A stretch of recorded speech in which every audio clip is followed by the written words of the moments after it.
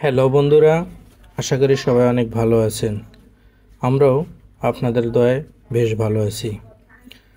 তো প্রতিদিনের মতো আজও নতুন একটি ফাঁকির ভিডিও নিয়ে আপনাদের সাথে হাজির হয়ে গেলাম।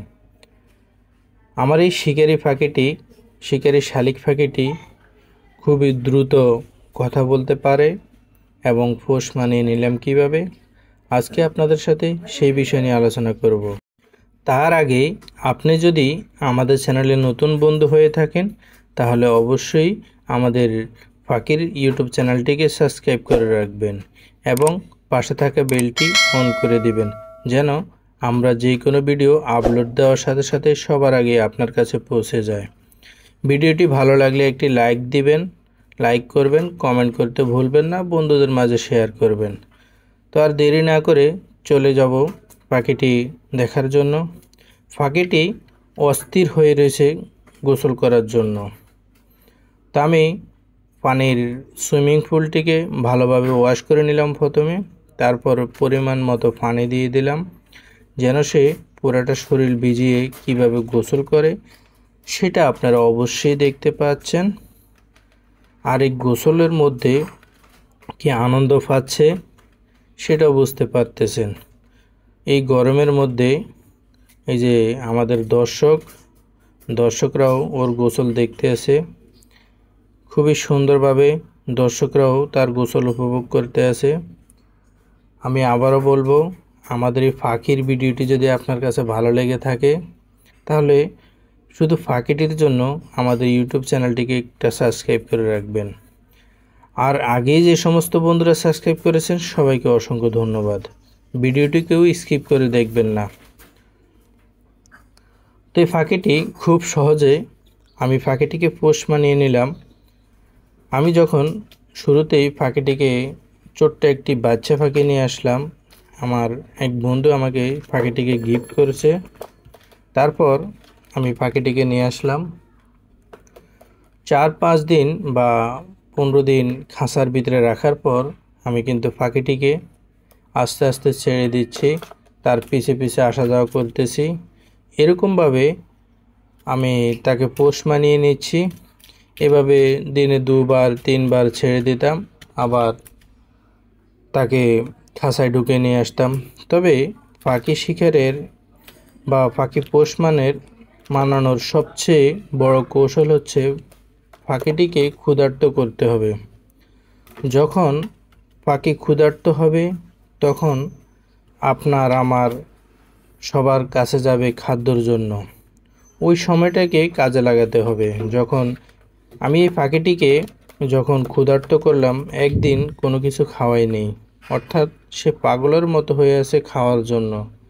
তো না খাওয়ার কারণে আমি যেদিকে যাই সে আমার পিছে পিছে খাওয়ার জন্য প্যারেশান হয়ে আছে। আমি এরকম করে পাখিটিকে খুবই দ্রুত শিকারি করে নিলাম।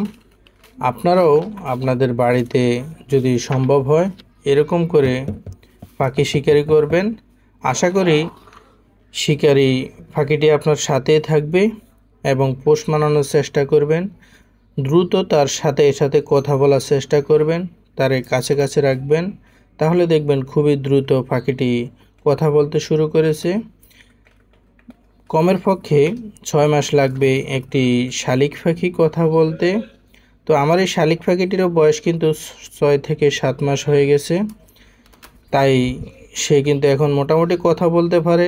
দেখেন উড়াল দিয়ে কোথায় গিয়েছিল, আবার আমি ডাকতেছি চলে এসেছে, আমার কাছেই এসেছে। এভাবে একবার চলে যায়। দেখেন রোডের মধ্যে কিভাবে ঘোরাফেরা করতেছে, ওপেনভাবে দর্শকরা দেখতেছে।